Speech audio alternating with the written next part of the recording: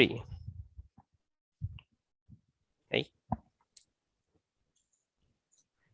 Okay, so greetings to everyone. My name is Noraj Analaki Rajaratnam, and I'm here with my teammates Muhammad Taufik bin Hashim and Muhammad Ashraf bin Amir Hazza, and we are here to present to you our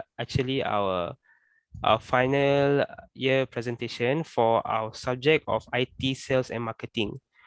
Okay, so our topic today is we are talking about the article about batik and how does it affects our daily livelihood in our culture in Malaysia. Next slide, please.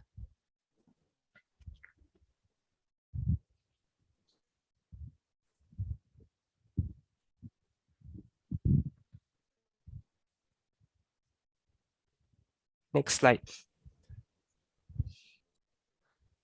Okay. Introduction. Introduction.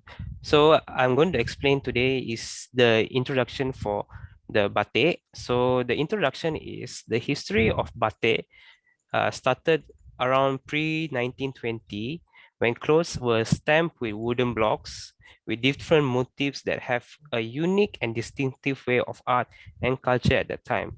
However, batik has a dramatically decreased in popularity because of its current international trends that push batik and other traditional arts to extinction.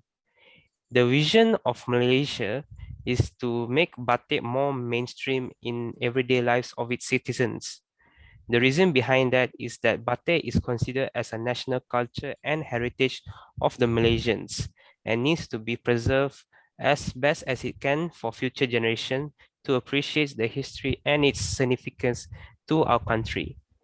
Besides that, the next vision for batik in Malaysia is to modernize it by having in it to have a modern and optimized production so that it can produce a large quantity at a fraction of its price of a traditional handmade batik that can cost thousands of ringgit to have done. By implementing this, the batik can be more accessible to all groups of society in the country and able to be accepted in a more mainstream way. Okay, moving forward. I'm going to talk about next is the social media marketing that will help batik to become more mainstream to consumers in Malaysia. One of the marketing strategy that I think will help it is social media marketing. Social media marketing is actually a digital marketing that focus on individual at a public's eyes. Social media marketing utilize celebrity, sport icon, and influencer to do their promotion. The group that is known as an influencer has been proven to be a effective digital marketing strategy because in human psychology, humans tend to imitate individuals that they love and admire. Therefore, having a famous person to endorse the batik industry will further improve the sale and its trend and attractiveness to incorporate batik in people's daily wardrobe. The preferred social media marketing medium is preferable for our youth and for mainstream audience are Facebook, Instagram, and Snapchat. To give example of endorsement, here are some figures that to show the effect of endorsement ad campaign from another brand. Ashraf, can you show me the example? Here we have actually a few examples of endorsement ads that has been utilized by other companies, and both of them that I'm showing the example here is done by endorsement from Ronaldo, the football player, and he's endorsing two brands here. One of them is KFC fried chicken, and another is the Adidas sports shoe. These two market actually improve in their sales by having him to endorse it. For example that when you go and see a football match or watch a football at TV, you will prefer to be eating a KFC chicken compared to other sorts of snacks. And for the Adidas ad, sorry, Nike ad, Nike kan tu. Yeah, Nike. So for the Nike ad, people tends to go to buy Nike because the association to its Ronaldo. Therefore, this is actually a very effective marketing strategy that can be utilized by the batik industry. Okay, I'm passing forward to my colleague, Muhammad Taufik, to continue. Thank you.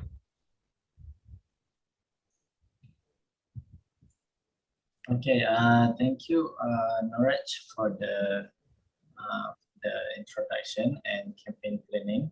Now I will proceed to the next one, which is content marketing. So the meaning of content marketing is that the user, they can create and utilize the content for the purpose of generating brand awareness, traffic growth, leads generation, and targeting customers. So based on the batik, we can further expand their creating more digital content and online presence, such as from blogs, website, and YouTube channel. The development of a website by a skilled developer can open batik industry to both a local and international audience that will make them more mainstream to the society and will incorporate into their life. So beside that, the batik industry can hire experts to write a blog on how to incorporate batik in a fashion sense and also review the batik product to their readers. So this will further cement batik in our modern society and also to the international audience of the world.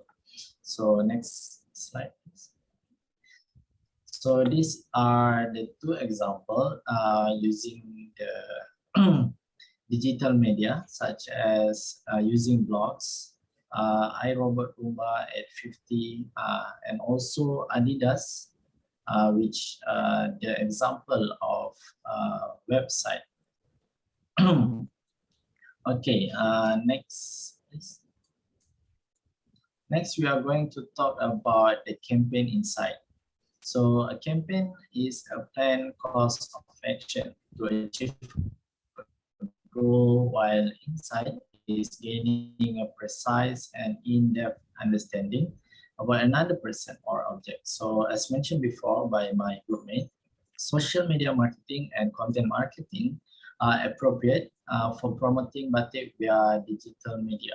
We may promote them via our local television shows and movies, since this has always been people's most favorite way to spend their time, their free time. And it will undoubtedly expand the popularity of batik among not just elder age, but also on the younger generation. For example, if we see on the East Asia countries such as South Korean, they constantly dress in traditional attire in their movies, in their plays, in their television drama. So it shows them that how much they value their culture and how they're determined to make it as relevant as the time goes on. So famous people such as artists, musicians, can also help by posting their pictures or videos wearing batik on their social media now and then. So, right, for example, is if you can see in the picture below, we have Yusuf Iskandar. Is the son of a Malaysian actor wearing batik. All right, so for the next one, I'm going to pass it to my teammate, Muhammad Ashraf. Okay, thank you. Okay, for the next part, I'm going to talk about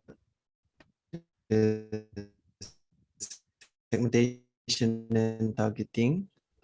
Segmentation refers to the focus of one's attention.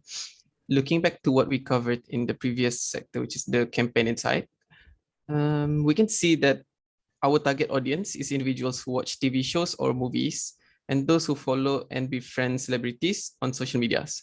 The age range is extensive, spanning from teenagers to elderly. And however, we may broaden the intended market of batik industries to include a more prominent sort of person, such as politicians or global leaders. As we know now, they are always the focus of attention, regardless of whether what they did was good or not, and they may provide an excellent example for others and promote exclusivity of batik. For example, the Malaysian government has made a policy to encourage employees of national agencies to wear batik on Thursdays. And there is also a recommendation to broaden this strategy to include private agencies to make more people aware and support our local batik industry.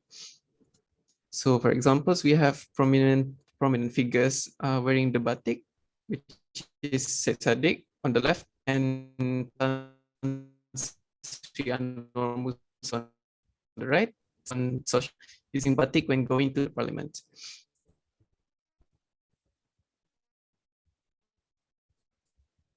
And the next picture is of Najib Tun Razak and the Indonesian President Joko Widodo back in 2017 in Kuching, Sarawak.